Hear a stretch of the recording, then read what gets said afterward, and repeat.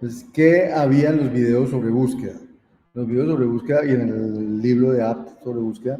Entonces, el objetivo era decirles por qué se generaban árboles de búsqueda, cómo se etiquetaban los árboles de búsqueda para recorrerlos y buscar soluciones en ellos. Y digamos que presentan tres tipos de maneras de recorrer, todos en profundidad, porque nunca se recorre un árbol de búsqueda en anchura, porque tendríamos que guardar demasiadas cosas en memoria y no caben. Entonces los árboles de búsqueda siempre se recorren en profundidad, nunca en anchura. Y entonces mostrar cómo se pueden etiquetar los árboles y la búsqueda, qué tipo de heurísticas se pueden usar para la búsqueda. ¿Y qué pasa cuando los algoritmos son cuando los problemas de optimización no solamente restricciones, satisfacción, sino de optimización, que normalmente se necesita hacer algo que se llama el branch and bound? Entonces, en este capítulo lo que dicen es, vea, buscar significa hacer un árbol de búsqueda. Algoritmo de búsqueda es tener un árbol de búsqueda y decidir cómo atravesar ese árbol. Entonces, el algoritmo viene en cómo atravesar el árbol de búsqueda. Pero entonces empiezan contándoles por qué hay árboles de búsqueda. Dicen, si tiene un CSP con unas variables, usted puede ver que puede armar un árbol diciendo que la raíz es el problema y que puede hacer hijos descendientes del original, tales que la unión de las soluciones de los hijos es equivalente a la solución del original. Y entonces termina haciendo algo como esto, que típicamente es lo que va a suceder cuando hacemos programación por restricciones. Arrancamos de un punto, propagamos,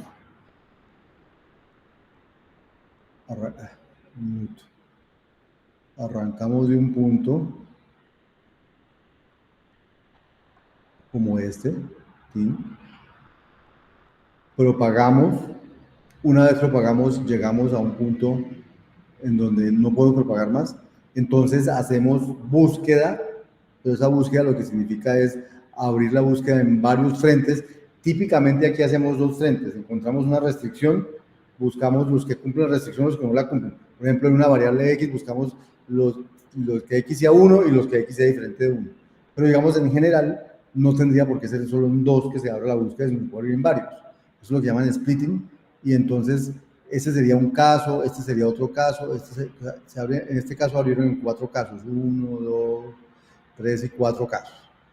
Cada uno de esos casos es un problema diferente al original, pero la unión de todos las soluciones de todos estos, la unión, da la solución al problema original. Entonces, lo que sigue es seguir explorando el árbol. Entonces hay que explorar por este lado, se hace propagación, propagación, propagación, propagación, y una vez que propago y vuelvo y paro, entonces vuelvo y hago split, y luego cada uno de esos propago y vuelvo y paro y luego hago split. En una de esas paradas puede pasar varias cosas. Que ya tengo una solución, entonces lo marco como un nodo que tiene solución, que es un nodo fallido, entonces lo marco como que fue fallido, ¿cierto? O que puedo hacer búsqueda, como en estos casos, y entonces lo abro y abro la búsqueda y continúo propagando y así. Al final, algunos de estos nodos que no pueden, los que no puedo hacer nada más, serán marcados como buenos, otros serán marcados como fallidos, y entonces las soluciones del problema original van a ser las que quedaron marcadas como buenas, y ahí van a estar las soluciones.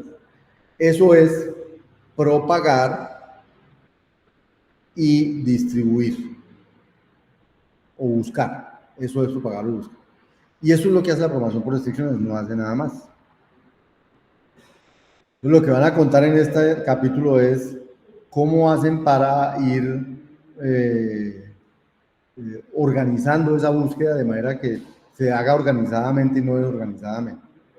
Entonces, dicen, pues hay una etapa de split y una etapa de propagación. Y esas son las dos cosas que se hacen, propagar y distribuir. Entonces van a contar qué pasaría si no propagaran. Entonces, supongamos que vamos a hacer primero unos árboles de etiquetado completo, es decir, vamos a hacer un árbol como de fuerza bruta, de búsqueda en fuerza bruta, donde vamos a hacer hacer todo lo que pudiera pasar. Entonces, aquí hay un ejemplo. Supongamos que tengo la restricción X menor que Y menor que Z, y esos son los dominios de X, Y y Z. ¿Sí? Y entonces digo, voy a mirar como todas las soluciones, pero voy a recorrer el árbol en este orden. Primero lo que tenga que ver con X, luego lo que tenga que ver con Y, y luego lo que tenga que ver con Z. ¿Sí? Entonces, arranco en un nodito en el que no ha pasado nada y digo, entonces voy a empezar con X. Entonces, X puede ser 1, 2 o 3, entonces digo, X puede ser 1, X puede ser 2 o X puede ser 3. Entonces, siguiente nivel del árbol, voy a coger a Y. Entonces, Y puede ser 2 o 3. Entonces, Y puede ser 2 o Y puede ser 3. Y puede ser 2 o Y puede ser 3. Y puede ser 2 o Y puede ser 3. Luego voy expandiendo el árbol según las posibilidades que tengan, los dominios que tengan mis variables. Y el tercer nivel es el de Z, como puede ser 1, 2, 3. Entonces, aquí me aparece que Z puede ser 1, puede ser 2 o puede ser 3. Y lo repito todas las veces que toque repetirlo en cada una de las hojas. Tin, tin, tin. Pin y pin. Al final, ¿cuántas hojas tengo? Tengo 3, 6, 9, 12, 15, 18 hojas que corresponden a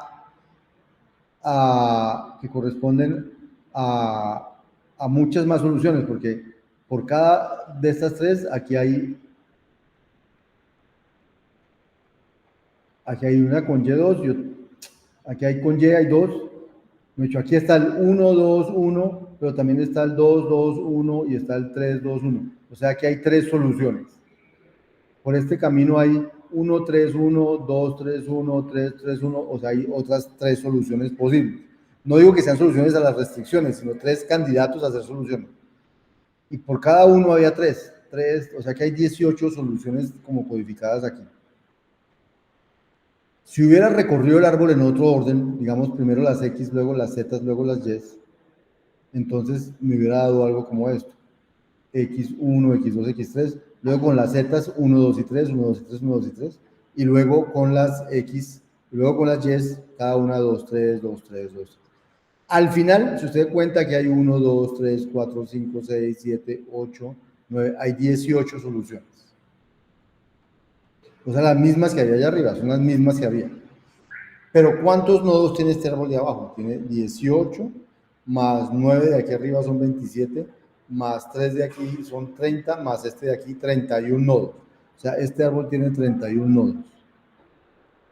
Mientras que el árbol de arriba tenía 18 abajo, 6 aquí 24 y 3 27 y 1 28.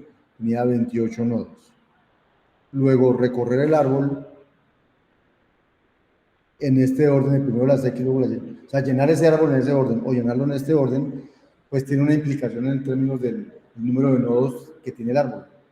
No el número de hojas, pero sí el número de nodos. Entonces, ¿en qué orden sería mejor recorrer el árbol, creen ustedes?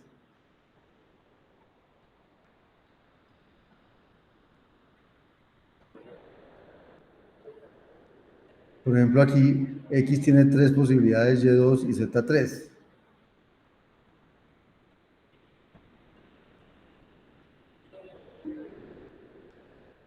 ¿Sí? Si hubiéramos empezado por Y, por ejemplo. David Alberto te contestó por el chat. Dice que de menor cardinalidad a mayor cardinalidad. Exacto. ¿Quién me contestó? Que muchas gracias. Es que no me sonó esto aquí. David, gracias. De menor cardinalidad a mayor cardinalidad, exacto. Porque de esa manera el número de nodos al final es menos. Entonces, si hubiera empezado por Y, hubiera empezado aquí por 2, 3, que es el de menor cardinalidad. Luego X y Z tienen lo mismo, entonces haré lo mismo con X y Z. Aquí habría 3. Y con el siguiente X o Z habría otros 3 por cada uno, ¿cierto? Entonces al final tendría 3, 6, 9, 12, 15, 18, le dimos del final. Y aquí tendría 3, 21 y 3, 24 y 2, 26 y una 27. O sea, tendría 27 nodos. Pues no gané sino uno, pero finalmente con esa manera es en la que el árbol se hace más pequeñito. Pero bueno, todo esto es para decirles que dependiendo del orden en que uno decida llenar esas cosas, el árbol puede ser más grande o más pequeñito. Y a eso lo llaman eso lo llaman árboles etiquetados completos, es decir, no utilizo las restricciones para nada, solamente al final miro cuáles de estas se solucionan y cuáles no. Y aquí miran el tamaño de ese árbol y dicen que es mejor atravesarlo en un orden, es mejor atravesarlo de menor a mayor. Bien. Entonces, después hablan de, uno podría hacer un árbol más inteligentico, que se llaman árboles etiquetados reducidos. Entonces, ¿qué es lo que significa reducidos? Significa que uno le va quitando al árbol, va utilizando las restricciones para no generar lo que no sirve. Entonces, por ejemplo, si el orden es primero X, Y, Z, entonces empiezo con X1, X2 y X3, porque pues ahí no tengo nada. Pero luego cuando voy a Y, que puede ser 2, 3, entonces hay una restricción entre X y Y que dice que X es menor que Y. Entonces con Y2 y con Y3, como X es 1, eso funciona. Pero cuando X es 2, el único que funciona es Y igual a 3. Entonces no genero el Y2, porque ¿para qué si eso ya no va a dar una solución válida? Y con X igual a 3, ningún Y funciona, entonces no genero más a partir de allí. Entonces el segundo nivel ya generé los Y's. Entonces el tercer nivel voy a generar los Z's. Entonces con este puedo generar Z3 y Y es menor que Z, sí. Pero con este Y3 no puedo generar ningún Z que me sirva. Con este Y3 no puedo generar ningún Z que me sirva. Entonces ya no, y como estos ya están truncos, entonces miren que mi árbol reducido es mucho más pequeño que mi árbol completo. Si lo hubiera hecho con el orden X, Z, Y, entonces me hubiera dado, como la relación entre X y Z es, no hay ninguna relación entre X y Z, entonces realmente no tengo cómo podar en este primer nivel y solo llego a podar en el segundo nivel. Entonces, al final las soluciones son las mismas, pero obviamente este árbol de aquí es más pequeño que este árbol de aquí. Entonces, pues es diferente recorrerlo de una manera o de otra. Eso se llaman árboles etiquetados reducidos. Y el tercer tipo de árboles, árboles etiquetados con propagación. Entonces, ¿qué es lo nuevo de aquí? Que vamos a usar la propagación para, o sea, fíjense que aquí usábamos de alguna manera restricción para decir que sí, que no, pero realmente no hemos propagado nada. Entonces, estos árboles son etiquetados, pero con propagación. Entonces, ¿cómo son esos árboles etiquetados con propagación? Son de esta forma que hay aquí. Primero, arranco del problema original y propago todo lo que puedo hasta que llego aquí. Aquí, como ya no puedo propagar más, entonces escojo en ese orden una variable, digamos la de X1, y hago el labeling con los posibles valores de X1, ¿cierto? Y ahora en cada uno de esos propago. De pronto llego a un punto donde ya no hay solución, entonces o propago y llego a un punto donde no puedo propagar más, pero puedo buscar. Entonces busco entre las variables que faltan, ¿con cuál buscar? Entonces buscan con la X2 y entonces hacen el etiquetado con la X2, ¿cierto? Y vuelven y propagan y todo eso, y en cada punto, entonces decide entre las variables futuras con cuál etiqueto. Y eso se llama árboles etiquetados con propagación. O sea, fíjense que hay etiquetados completos, no hay propagación. Etiquetados reducidos, uso las restricciones para decidir cómo reducir. Y etiquetados con propagación, que deben ser mucho más chiquitos. Entonces, el Semmasmore Money, si yo hiciera un completo, se saldrían un montonón de... El árbol sería supremamente grande. Si es reducido, es más chiquito. Ahorita vemos los tamaños. Pero si es reducido con propagación, es mucho más chiquito. Eso es el árbol que sale en nuestros problemas y que reduce rápidamente, que averigua que hay una variable que se vuelve 9 rápidamente, solamente quedan posibles 4, 5, 6 y 7, por ahí falla rápidamente. O sea, con propagación la cosa es bien diferente. Miren lo que sucede. Cuando es con el completo, el número de hojas al final es 81 millones de hojas. Imagínense un árbol con 81 millones de hojas, o no más, ensayar 81 millones de casos. Eso es como para la fuerza bruta. Si hago el reduce label entry, el reducido, termino con 48.483.000 nodos. Y si hago el de propagación, termino con 4 hojas, no más. O sea que esto es para mostrarles la fuerza que tiene la propagación. Pero no quiere decir que la propagación haga que todo sea fácil, simplemente es mejor propagar que no propagar. Eso es básicamente lo que dice esto. Ahora, lo siguiente que aparece en este capítulo es que uno cuando propaga puede usar algo que se llama forward checking, algo que se llama partial look ahead o algo que se llama mantener la consistencia, que es un look ahead más informado. Pero básicamente lo que dice es que la propagación se puede hacer con más o menor alcance. Y lo muestran en general con el ejemplo de las reinas.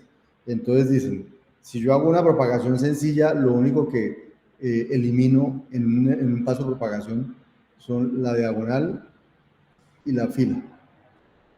Cada reina va en una columna, ¿no? Si hago una que llaman forward checking con consistencia arcodireccional, que se llama el look ahead, entonces terminaría pudiendo no solamente acabar con la diagonal y la fila, sino también terminaría botando este posible, podando esa posible valor. Y si podando este posible valor de esto.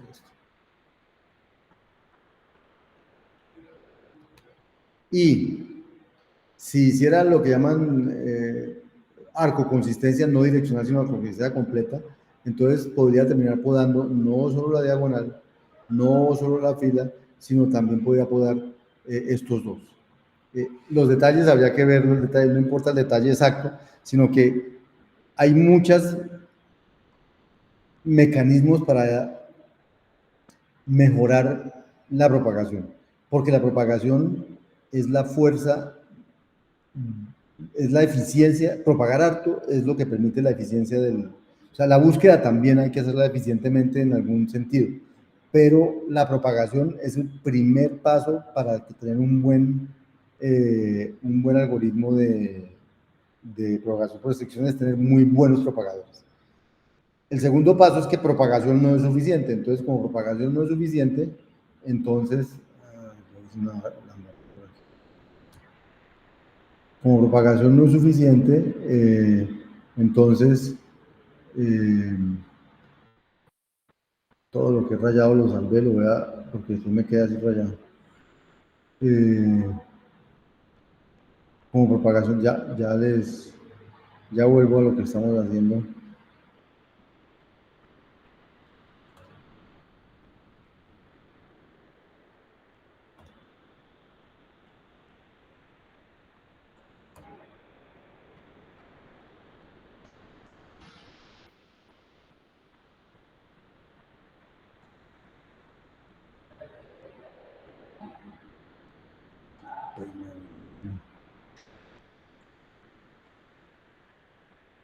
La manía de salvar y sin salvar y no necesitaba salvar esto.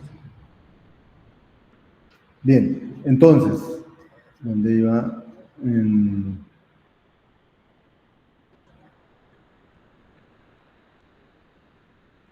En que, digamos, la propagación es el primero importante. Lo segundo importante cuando no puedo propagar más es buscar. Entonces, cuando vamos a buscar, hemos visto que hay dos estrategias importantes o heurísticas para buscar. Primero, decidir por dónde hacer el splitting.